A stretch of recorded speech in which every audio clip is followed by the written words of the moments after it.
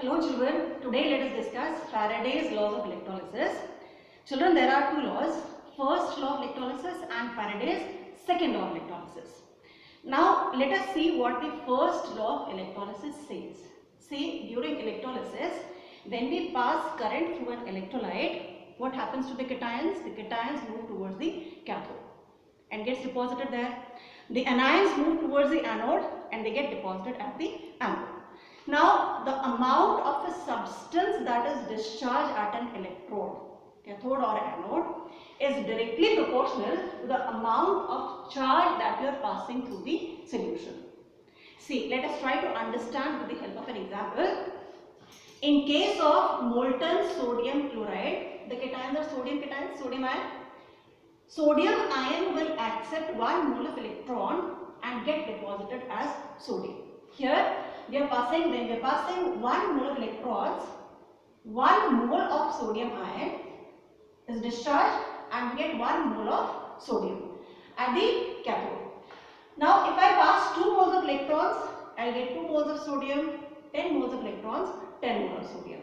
So, I can say the amount of sodium that is deposited at the cathode is directly proportional to the amount of charge that we are passing through the solution.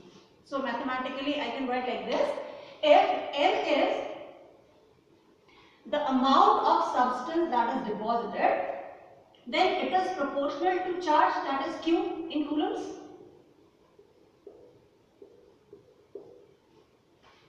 Now Q, children, can be written as current into time, where current is in amperes, time in seconds. Removing this constant of proportionality, removing the sign of proportionality, we have a constant here that is called Z into I into T. Now this Z, children, is called the electrochemical equivalent of that substance. Electrochemical equivalent Z. Let us try to define Z. Let us assume if we pass 1 ampere of current, if I is 1 ampere, so when I is 1 ampere and we pass this current for a time period of 1 second, 1 ampere current passed for 1 second, then charge Q will be equal to 1 coulomb. Now, when this charge is 1 coulomb, I can write N is equal to Z into 1, that is Z. So, electrochemical equivalent is equal to the mass of the substance deposited when we are passing this 1 coulomb of current. So, Z can be defined as the amount of a substance deposited at an electrode when 1 coulomb of charge is passed through it, passed through the electrolyte.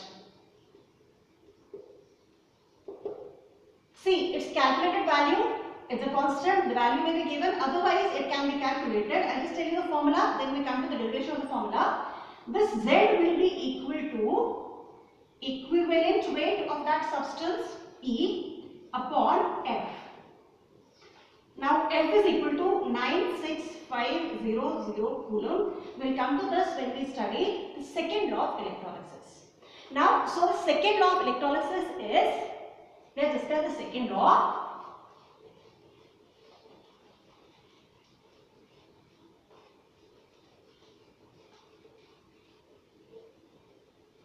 The second law of electrolysis, children, says that, suppose if we have 2 electrolytes, let us assume, we have here copper sulfate. In the second one, we have silver nitrate. and we pass, they're connected in series, both connected in series. Now, when they are connected in series, what does it mean? When we are connecting two cells in series, that means the amount of current passed is same. Or I can say the amount of charge that we are passing through the electrolytes is same. So when you are passing the same charge through both the cells, then in that case, the amount of the substances that are deposited. Suppose here NCu is the mass of copper deposited, Nag is the mass of silver deposited. Then the ratio of these two masses, mass of copper upon mass of silver, is in the ratio of their equivalent masses. Equivalent mass of copper, equivalent mass of silver. So statement I can say, when same charge is passed through two solutions, two electrolytes, two cells which are connected in series, then the ratio of the masses that are deposited is same as the ratio of their equivalent masses, or the masses deposited are in the ratio of their equivalent masses. So when two electrolytic cells are connected in series, when two cells are connected in series,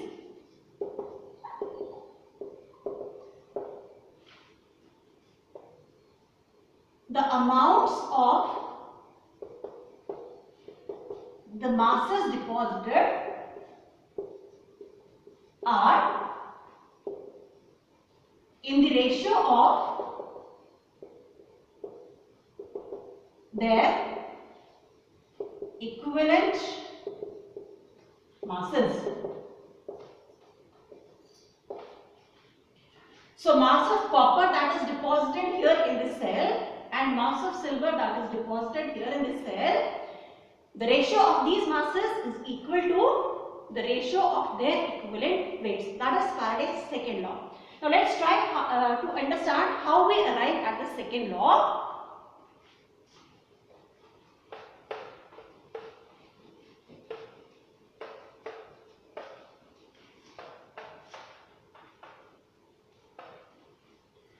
Suppose we have here, this is the first cell. In this cell, let us say we have sodium cation. The second cell, here let us say in this cell we have aluminium cations. Here sodium ions, so charge is plus 1. So this will accept 1 mole of electrons and 1 mole of sodium is deposited. So when we are passing 1 mole of electrons, we are getting here 23 grams of sodium. Come to aluminium, Al plus 3. Now the charge is plus 3. So this will accept 3 moles of electrons and we get here 1 mole of aluminium, that is 27 grams. Now, but the condition here is when we are passing same amount of charge.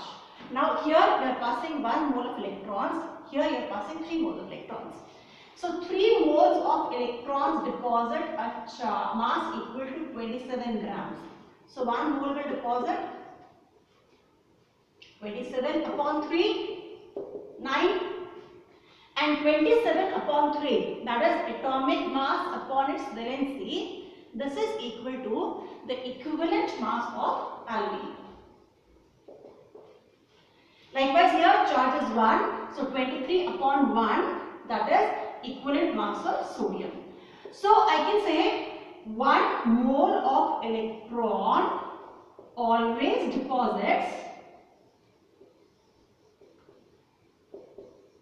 mass equal to its equivalent mass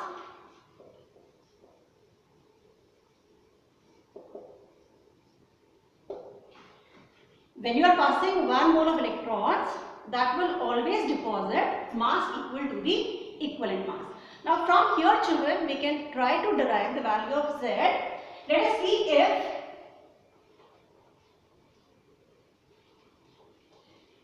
1 mole of electron deposits mass equal to E gram, where E may be the equivalent mass of that substance. Now 1 mole of electron means how much charge? 1 mole is 6.023 into 10 to the power 23. Charge on 1 electron 1.602 into 10 to the power minus 19 coulombs. So this much is the charge on 1 mole of electrons. When we calculate, comes out to be nearly 96500 coulombs, or this is called F, 1 Faraday. The charge on 1 mole of electrons is called 1 Faraday. So 1 Faraday or 96500 coulombs deposit mass equal to E grams. Therefore 1 coulomb will deposit mass equal to E upon F or E upon 96500, and the mass deposited by 1 coulomb, children, is also called electrochemical equivalent. 1 mole of electrons से deposit हुआ E gram, 1 coulomb से deposit होता है Z. So when 1 coulomb of charge is passed, E upon 96500, this is equal to Z. So from these two laws, what do we summarize now? See, we know three things now. One is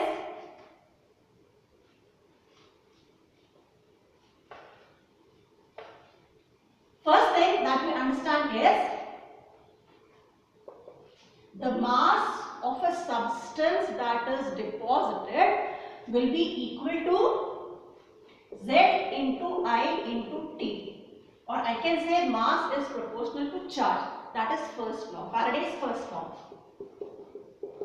Then we know Z is the mass deposited by 1 coulomb of charge. 1 coulomb of charge. Then we come to the second law. If M1 is the mass of the substance in the first cell, M2 is the mass of the substance in the second cell, both connected in series. When two cells are connected in series, then the ratio of the masses that are deposited is the same as the ratio of their equivalent masses. M1 upon M2 is equal to E1 upon E2. The third thing that we understand is 1 mole of electrons deposits E grams of a substance where